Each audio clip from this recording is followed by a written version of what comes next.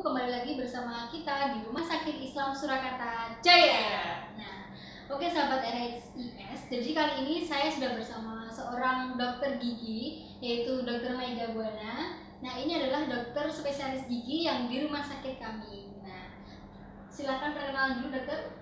Halo sahabat RSIS, perkenalkan nama saya Dr. Gigi Maida Buana Putri. Saya dokter gigi umum di Rumah Sakit Islam Surakarta.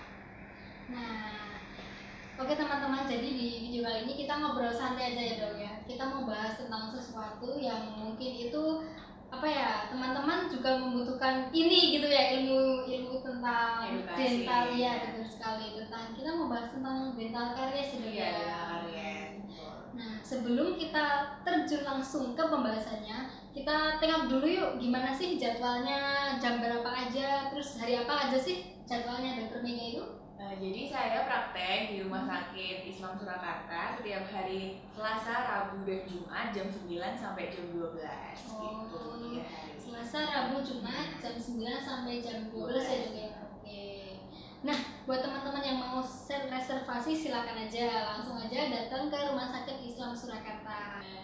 Oke, langsung aja kita ke pembahasannya, yaitu tentang dental caries ya sahabat RSIS. Oke dok, ini pertanyaan yang pertama ini karena saya sendiri itu juga agak awam sih ya, karena saya juga bukan ahlinya di spesialis gigi. Nah, saya itu mau tanya dok, apa sih sebenarnya dental caries tersebut? Jadi dental caries atau karies gigi itu merupakan penyakit pada jaringan keras gigi yang menyebabkan rusaknya lapisan gigi seperti email, dentin karena aktivitas bakteri. Jadi secara awam dental caries itu adalah lubang gigi gitu. Nah, tanda-tanda lubang gigi sendiri itu adanya warna kehitaman atau keabu-abuan pada permukaan gigi.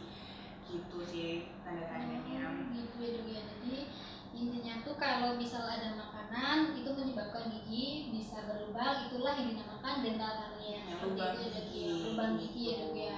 Nah ini dok, saya sendiri tuh bertanya-tanya sih dok ini, bagaimana sih dental caries itu bisa terjadi dok? Soalnya notabene gigi itu kan keras ya dok ya, lapisan emalnya kan benar-benar kuat, berlapis-lapis, enzimnya banyak. Itu gimana sih dok kok bisa terjadi seperti itu? Prosesnya gimana? Jadi secara singkat itu prosesnya karies gigi itu diawali dengan adanya sisa makanan. Jadi dari kita makan ada sisa makanan di dalam mulut menempel pada gigi membentuk lapisan yang disebut plak. Nah, dalam plak gigi ini ada banyak jutaan bakteri. Nah, kemudian bakteri yang bertemu dengan plak atau sisa makanan akan menghasilkan asam gitu. Jadi asam inilah yang akan melarutkan gigi jadi rapuh atau rusak karena asam ini gitu ya dok ya, penumpukan terus endingnya ke bosnya si asam ini tadi ya dok ya, jadi larut giginya gitu. Jadi gigi yang kuat keras kalau kena asam jadi akan rapuh atau larut. Ini dok, ini ada pertanyaan yang sering banget muncul di DM nih apalagi ya, soalnya di ID-nya kita juga ramai dipertanyakan ini. Apa sih dok bedanya dental caries sama karang gigi?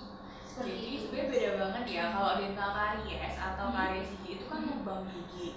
Jadi rusaknya gigi ditandai dengan warna kehitaman seperti yang saya sebutkan tadi. Kemudian kalau karang gigi itu kan sisa makanan atau plak yang menempel pada gigi kemudian mengeras. Nah, biasanya kalau karang gigi itu ada di antara gusi dan gigi.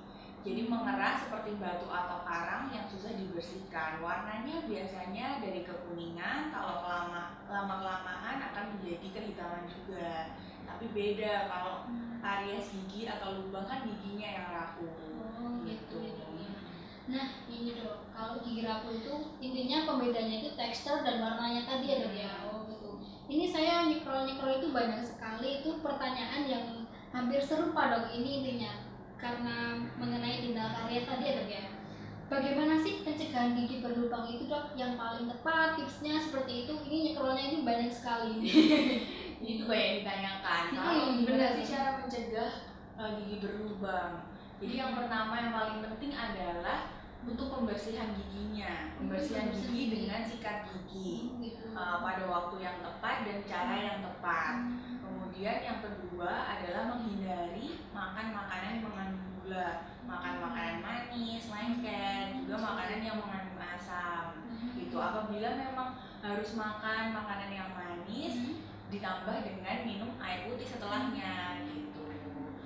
Yang ketiga yaitu rutin periksa ke dokter gigi 6 bulan sekali. Untuk apa tujuannya? Nanti kalau misalnya ditemukan lubang pada gigi baru awal, jadi bisa langsung segera ditambah gitu, tidak semakin dalam. Jadi fungsinya air tadi itu kayak istilahnya untuk menetralkan ya dok, melarikan tadi ya. Terus yang paling penting, yang paling intinya itu adalah kontrolnya tadi ya dok ya, 6 bulan sekali, seperti itu ya dok ya. Terus ini dok, ini juga banyak sekali pertanyaan yang masuk nih. Kenapa ya udah sikat gigi sering dan rutin, tapi masih aja gigi itu berlubang dok? Apa sih penyebabnya seperti itu? Jadi kan dental karies itu dipengaruhi oleh banyak faktor. Jadi faktor yang pertama tadi kan membersihkannya. Sudah sikat gigi tapi kenapa masih ada gigi berlubang? Nah, yang perlu diperhatikan sikat giginya sudah tepat waktunya dan tepat caranya belum. Nah, tepat caranya itu sebenarnya antara anak-anak dan dewasa itu beda caranya. Antara orang yang berbehel dan tidak itu juga beda caranya. Nah, yang perlu diperhatikan pemilihan sikat giginya. Memilih sikat gigi yang lembut dan besarnya sesuai, yang bisa menjangkau daerah-daerah yang susah di mulut kita. Kemudian menggunakan pasta gigi yang berfluoride gitu. Selain itu juga dengan menghindari atau mengurangi konsumsi makanan yang manis dan asam tadi. Yang berparah gitu. Selain itu sebenarnya ada faktor juga dari dalam diri, yaitu pH air liurnya. pH air liurnya kita itu asam atau basa. Kalau asam itu akan jadi rentan sama karies. Iya benar itu, karena si bos asam tadi ya. Kalau basa rentannya jadi karang gigi gitu. Terus juga bentuk posisi giginya berjejal. Nah itu juga kan susah ya dibersihkan. Jadi bikin cenderung untuk banyak lubang giginya karena susah dibersihkan dan banyak faktor lainnya seperti itu sih.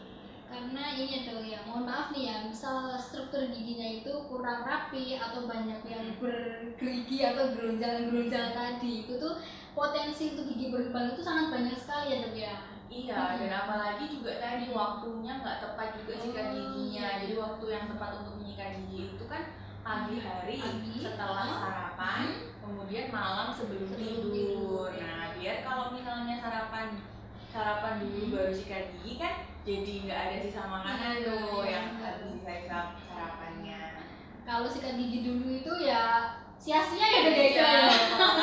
Iya, kotor lagi gitu ya. Nah ini dok, ini juga pertanyaan yang sering banget muncul di Q&A di IG kami. Itu tuh gini dok, apabila gigi sudah berlubang, itu tuh gimana sih dok perawatan yang paling tepat, yang paling efektif itu seperti apa gitu?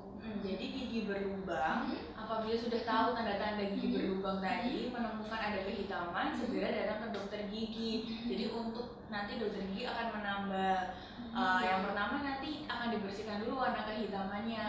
Kemudian nanti dokter gigi akan menutup menggunakan bahan tambal gitu sih. Tujuannya agar tidak semakin lebar dan semakin dalam, karena kalau semakin dalam sudah sakit nanti jadi nggak bisa langsung ditambal gitu ya dok ya. Jadi misal itu ya dok ya, kalau misal udah ada lubang itu segerakan atau usahakan ke dokter gigi ya dok ya. Soalnya nanti itu ya dok ya, kalau misal makin lebar itu akarnya makin sulit lagi tingkat kita pengobatannya, seperti itu ya dokter ya. Oh gitu. Nah ini dok, misal kalau gigi itu udah sakit ya dok ya, itu gimana sih dok? Apa masih bisa ditambal? Kalau misal udah nyeri, sering sakit gitu-gitu. Tapi misal orang awam itu sering ya dok, kalau cuman sakit, aku minum obat aja udah sembuh kayak gitu kan, kayak pada nyepelin. Nah itu gimana itu dok? salah ya. Itu salah ternyata yang salah. Kalau misalnya sudah sakit, itu memang tidak bisa langsung ditambal. Gitu. Tapi tetap harus periksa ke dokter gigi.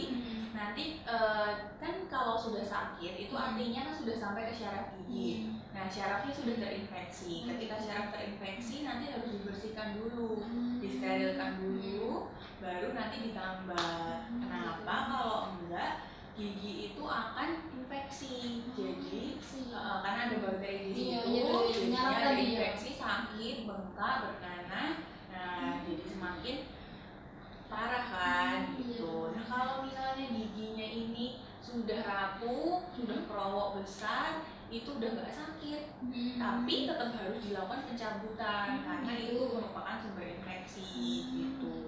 Jadi walaupun sudah nggak sakit, itu giginya sudah mati, tapi harus dicabut. Lebih baiknya dicabut aja itu ya, soalnya ada potensi infeksi yang mengintai gitu ya istilahnya.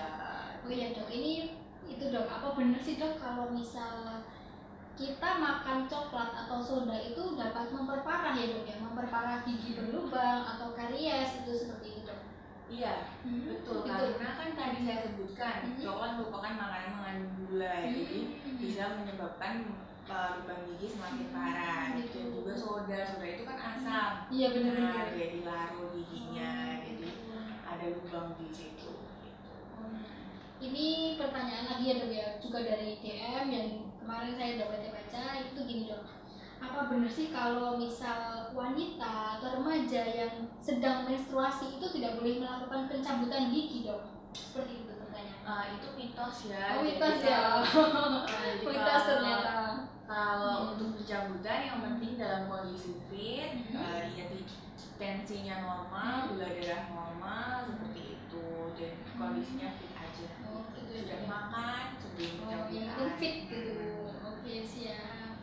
Nah sahabat RSIS, itu tadi adalah cuplik ngobrol kita santai dong ya di sesi kali ini. Nah sahabat RSIS, jadi di kami itu melayani yang pertama ada pencabutan gigi, selanjutnya ada pembersihan karang gigi, yang ketiga ada penambalan gigi, dan yang terakhir ada polispesialis. Itu spesialis gigi ya dok ya, khusus saraf atau apa itu. Nah dok, ini kan akhir tahun nih ya, tahun yang spesial banget kayaknya ya di tahun 2020 ini. Ada promo nggak sih dok? Iya, jadi Dental Care RSIS sedang ada promo untuk bulan ini. Kami melayani promo scaling, penambalan gigi, dan pencabutan gigi. Nah untuk lebih lengkapnya silahkan cek di Instagram kami dentalcare_RSIS. Nah sahabat RSIS, itu tadi adalah cuplik informasi yang dapat kamu berikan ya dok ya. Cukup sekian, apabila banyak salah mohon maaf yang seterus-terusnya. Terima kasih. Wassalamualaikum warahmatullahi wabarakatuh.